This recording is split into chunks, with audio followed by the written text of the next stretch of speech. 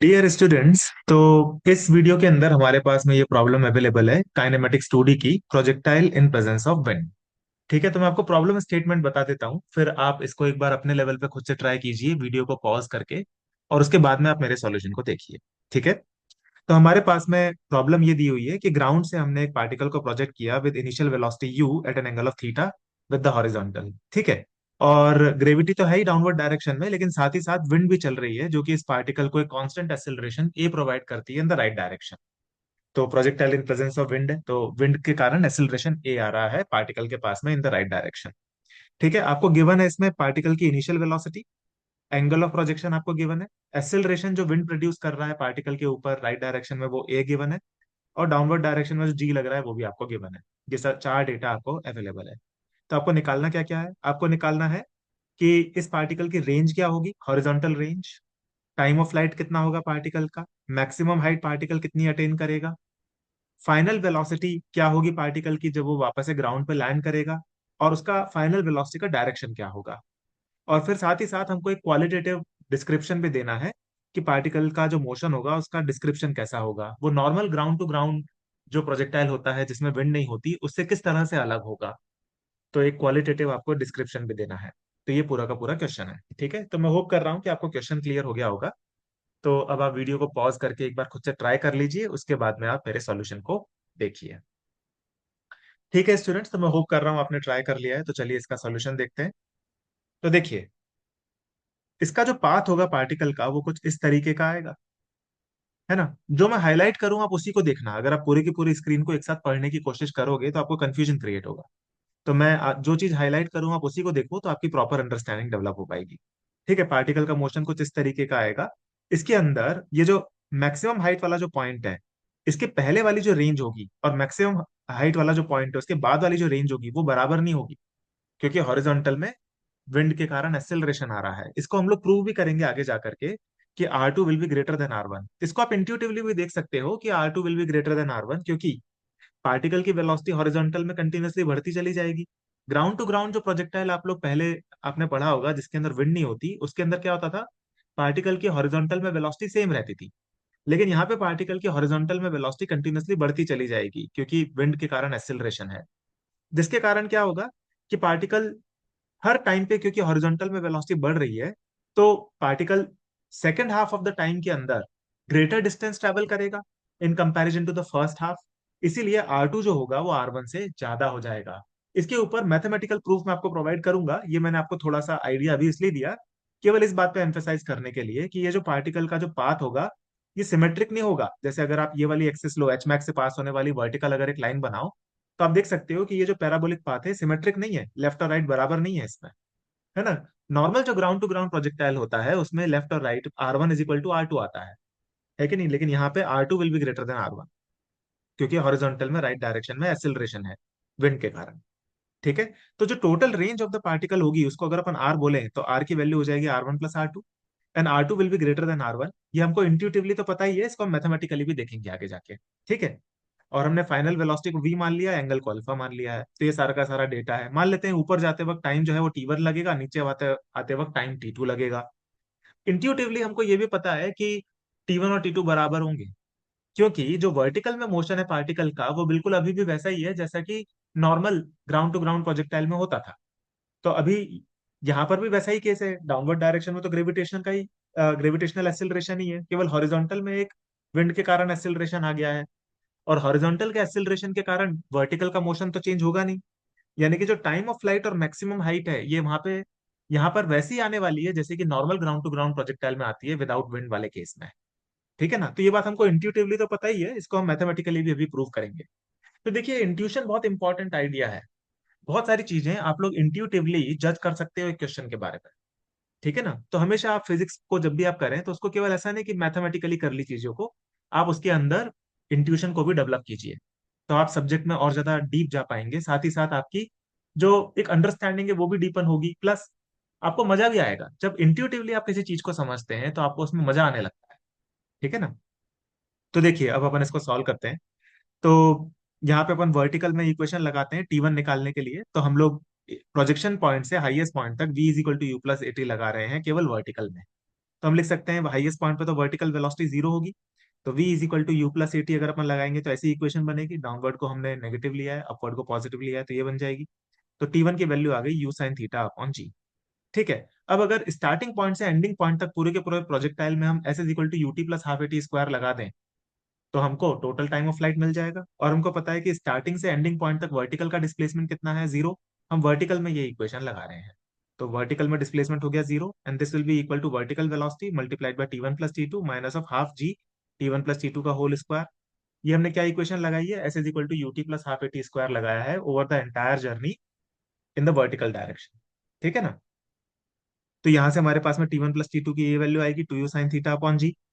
ठीक है। और आप देख सकते हो कि ये T1 का डबल है, तो यानी कि यहां से हमारे को ये पता लग गया कि जो ऊपर जाने का टाइम होगा, वो ऊपर जाने का टाइम टोटल टाइम का आधा होगा, है ना। यानी कि ऊपर जाने का टाइम और नीचे आने का टाइम बराबर हो जाएंगे। ठीक है ना। T1 प्लस T2 की वैल्यू आई है two u sine theta upon g. T1 की जो वैल्यू है वो है केवल u sine theta upon g, तो यहां से हम क्या कंक्लूड कर सकते हैं कि T1 और T2 बराबर रहे होंगे, है कि नहीं। तो T1 और T2 बराबर है, ये चीज हमको इंट्यूटिवली तो पता ही थी, यहाँ पे हमको मैथमेटिकली भी पता लग गई। तो T1 प्लस T2 को अगर हम कैपिटल टी मान लें तो हम बोल सकते हैं कि T1 और T2 दोनों ही कैपिटल टी बाई टू बराबर होंगे। ठीक है। तो यहाँ तक हमको ये सारी की सारी चीजें समझ में आ गई। ठीक है। अब हम और आगे बढ़ते हैं। तो ये हमने ये तो यहाँ पे मैथमेटिकली प्रूव कर दिया कि ऊपर जाने का टाइम और नीचे आने का टाइम बराबर होगा। फिर नेक्स्ट, यहाँ पर देखो, अगर हम वर्टिकल में इक्वेशन लगाएं v square minus u square is equal to two a s, तो हमारे पास में मैक्सिमम हाइट आ जाएगी पार्टिकल की, है कि नहीं। तो यहाँ पे अपन क्या करते हैं, स्टार्टिंग पॉइंट से हाईएस्ट पॉइंट तक वर्टिकल में हम v square minus u square equal to two s हमने लगाया, तो यहाँ से हमको एच मैक्स की वैल्यू आ गई। अब आप देखो ये जो एच मैक्स की वैल्यू है वही वैल्यू है जो कि normal ground to ground projectile में आती है विदाउट विंड वाले केस में, है ना। वही एच मैक्स की वैल्यू है ये। तो यानी कि वर्टिकल मोशन जो है वो विंड के चलने से टोटली अनअफेक्टेड है। तो जो regular ground to ground projectile without wind वाले केस में जो रिजल्ट्स आते थे, वो रिजल्ट्स यहाँ पे भी एप्लीकेबल होंगे इन द वर्टिकल डायरेक्शन। केवल हॉरिजॉन्टल के रिजल्ट्स यहाँ पे बदल जाएंगे। ठीक है ना। तो ये एक और बात हमको यहाँ से समझ में आ गई। अब हमको अगर टोटल रेंज निकालनी है which is R1 plus R2, तो हम क्या करेंगे कि हॉरिजॉन्टल में टोटल टाइम ऑफ फ्लाइट के लिए हम लगा देंगे s is equal to u t plus half a t square. तो हॉरिजॉन्टल में इनिशियल वेलोसिटी तो है u cos theta multiplied by t plus half a t square, ये हमने इस तरीके से लगा दिया। ठीक है ना। तो आप इसके अंदर टी की वैल्यू डाल दो जो कि हमने पिछले पेज पे निकाली थी। इस वैल्यू को आप डालोगे तो आपको R1 प्लस R2 की वैल्यू मिल जाएगी। ठीक है। इसकी मैथ में मैं नहीं जा रहा, मैं आपको इस वीडियो के अंदर केवल कंसेप्ट बताना चाहता हूँ। तो मैं होप कर रहा हूँ कि आप टी की वैल्यू डाल करके R1 प्लस R2 की वैल्यू तो निकाल ही लोगे। ठीक है ना। तो ये टोटल रेंज निकालने का ये मेथड होगा। यहाँ पे अंतर क्या है normal ground to ground projectile में और इसमें। Normal ground to ground projectile में जहां पे विंड नहीं होती वहां पर हम इस इक्वेशन के अंदर ए को नहीं इंक्लूड करते, यहाँ पे ए नहीं होता, लेकिन यहाँ पे ये ए आ गया है, बस ये अंतर है। ठीक है ना। क्योंकि normal ground to ground projectile के अंदर जहां पे कोई विंड नहीं होती तो हॉरिजॉन्टल में कोई एक्सिलरेशन ही नहीं है, तो हॉरिजॉन्टल की वेलोसिटी वहां पे कांस्टेंट बनी रहती है। लेकिन यहाँ पे हॉरिजॉन्टल में वेलोसिटी कंटिन्यूअसली बढ़ती रहेगी। ठीक है ना। तो ये हमारे पास में यहाँ तक रिजल्ट आ गए। और एनालाइज करते हैं। अब देखो R1 और R2 की वैल्यूज निकालते हैं हम। R1 और R2 की वैल्यूज कैसे निकालेंगे, तो देखो R1 की वैल्यू कैसे आएगी। R1 की वैल्यू निकालने के लिए हम क्या करते हैं, T/2 टाइम में हम निकालते हैं कि पार्टिकल ने हॉरिजॉन्टल में कितना डिस्टेंस ट्रेवल किया।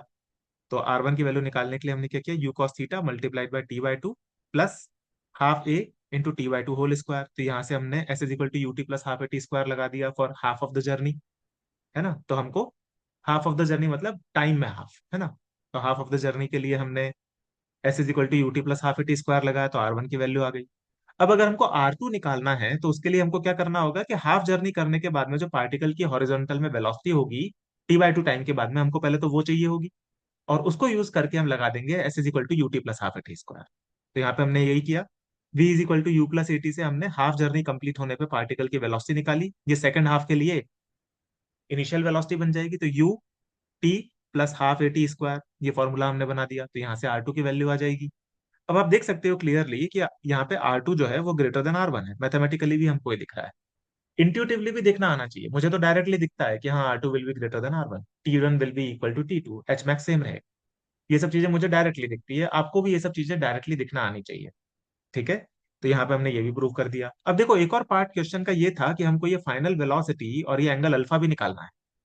तो इनको कैसे निकालेंगे, तो उसके लिए अपन क्या करेंगे, v is equal to u plus a t लगाएंगे हॉरिजॉन्टल में। तो हमारे को हॉरिजॉन्टल कंपोनेंट मिल जाएगा फाइनल वेलोसिटी का, तो हम लिख सकते हैं वी कॉस अल्फा, ये है horizontal component of final velocity v cos alpha, this will be equal to u cos theta plus a into t. यहाँ पे आप टी की वैल्यू रख दोगे तो आपको horizontal component of final velocity मिल जाएगा। और पूरी की पूरी जर्नी पर अगर आप मान लो v square minus u square equal to 2as लगा देते हो इन द वर्टिकल डायरेक्शन, तो आपको फाइनल वर्टिकल वेलोसिटी मिल जाएगी। और वर्टिकल पे मोशन जो है वो तो सिंपल मोशन अंडर ग्रेविटी जैसा ही होगा, जैसा आप जानते हो। और वहां पे कोई विंड का केस भी नहीं है, तो यहाँ पे रिजल्ट वही आएंगे जो कि सिंपल मोशन अंडर ग्रेविटी में या फिर रेगुलर प्रोजेक्टाइल में आते हैं विदाउट विंड वाले केस में। तो यहाँ पे हम लोग जब इसको सॉल्व कर रहे हैं तो हमको डायरेक्टली दिख रहा है कि v sine alpha will be equal to u sine theta. ठीक है ना। और यहाँ पे मैंने जीरो क्यों लिखा है इसको, क्योंकि वर्टिकल में जब हम पूरी जर्नी के लिए v square minus u square equal to 2as लगा रहे हैं, तो वहां पर वर्टिकल में डिस्प्लेसमेंट पार्टिकल का जीरो होगा, इसलिए यहाँ पे हमने जीरो लिखा है। तो यहाँ पे हमको ये रिजल्ट भी आ गया कि v sine alpha will be equal to u sine theta, है ना। यानी कि वर्टिकल की जो वेलोसिटी है उसका केवल डायरेक्शन चेंज होगा, मैग्नीट्यूड सेम रहेगा। हॉरिजॉन्टल की वेलोसिटी बढ़ जाएगी, और अगर हॉरिजॉन्टल की वेलोसिटी बढ़ जाएगी तो आप देखो यहाँ पर ये जो अल्फा होगा ये थीटा से कम हो जाएगा, क्योंकि वी कॉस अल्फा जो है वो यू कॉस थीटा से बड़ा है। जबकि vertical velocity v sine alpha जो है वो यू साइन थीटा के बराबर है। यानी कि जो रिजल्टेंट होगा वी का वो हॉरिजॉन्टल की तरफ थोड़ा और झुक गया होगा, क्योंकि हॉरिजॉन्टल कंपोनेंट अभी बढ़ गया है। यानी कि अल्फा की वैल्यू यहाँ पर थीटा से कम आएगी। ठीक है, तो ये भी एक इंपॉर्टेंट इंसाइट है। और इक्वेशन जो 3 और 4 हमारे पास में लिखी है, इनको यूज करके आप tan अल्फा की वैल्यू निकाल सकते हैं, ताकि आपको प्योर ये पता लग जाएगा डायरेक्शन की, पार्टिकल किस डायरेक्शन में फाइनली जाएगा। और आपको फाइनली पार्टिकल की स्पीड भी मिल जाएगी। अगर आप इक्वेशन 3 और 4 को डिवाइड कर देते हैं तो आपको मिल जाएगा tan अल्फा, और अगर आप इन दोनों को स्क्वायर करके ऐड कर देते हैं तो आपको मिल जाएगा v। ठीक है, मैं होप कर रहा हूँ कि आप ये कैलकुलेशंस तो कर ही पाएंगे। कंसेप्ट जो मैं सिखाना चाहता था वो मैंने आपको पूरा का पूरा मैथमेटिकली यहाँ पे बता दिया। ठीक है, अब इसके अंदर कुछ की पॉइंट्स भी हैं जो कि मैंने यहाँ पे लास्ट में समराइज किए हैं। तो जो इस पूरे वीडियो के अंदर जो इंपॉर्टेंट की पॉइंट्स हैं उनको मैंने लास्ट में यहाँ पे लिखा है, तो अपन एक बार इनको भी समझ लेते हैं। तो देखो यहाँ पे हम बोल सकते हैं कि motion will be symmetric in y direction, but it will not be symmetric in x direction. ठीक है, इसका क्या मतलब है? इसका मतलब यह है कि देखो टाइम ऑफ फ्लाइट ऊपर जाने का टाइम और नीचे आने का टाइम बराबर होंगे, सिमेट्रिक इन वाई डायरेक्शन। और जो मैक्सिमम हाइट है वो विंड से अफेक्ट नहीं होगी in the horizontal direction, symmetric है वाई डायरेक्शन में। यानी कि वाई डायरेक्शन में मोशन वैसा ही है जैसा कि regular ground to ground projectile में होता था विदाउट विंड वाले केस में। ठीक है। And R1 will be less than R2, क्योंकि एक्स में मोशन सिमेट्रिक नहीं है, क्योंकि एक्स में एक्सेलरेशन आ गया है। तो R1 will be less than R2 या R2 will be greater than R1 due to horizontal acceleration. ठीक है। The horizontal component of velocity will not remain constant and it will be continuously increasing. ठीक है ना। Horizontal जो component होगा velocity का वो कंटिन्यूअसली बढ़ रहा होगा, क्योंकि हॉरिजॉन्टल में राइट डायरेक्शन में एक्सेलरेशन है। ठीक है। And alpha will be less than theta because of increase in the horizontal component of velocity, क्योंकि हॉरिजॉन्टल कंपोनेंट वेलोसिटी का कंटिन्यूअसली बढ़ रहा है। तो जो अल्फा होगा जिससे फाइनली पार्टिकल लैंड करेगा ग्राउंड पर, वो थीटा से कम होगा। ठीक है, तो मैं होप कर रहा हूँ स्टूडेंट्स कि आपको ये सारे की पॉइंट समझ में आ गए होंगे। तो आपको आ, ये सारा का सारा मैथमेटिक्स भी क्लियर हो गया होगा, और आपको ये क्लियर हो गया होगा कि मोशन किस तरीके से नॉन सिमेट्रिक होगा यहाँ पर, और विंड के होने से क्या फर्क पड़ता है पूरे के पूरे मोशन पे। मैं होप कर रहा हूँ ये सारे की सारी बातें आपको क्लियर हो गई होंगी। ठीक है स्टूडेंट्स, तो अब हम लोग इसी तरीके के और कंसेप्ट्स और प्रॉब्लम्स डिस्कस करेंगे आने वाले वीडियोस में। Thank you.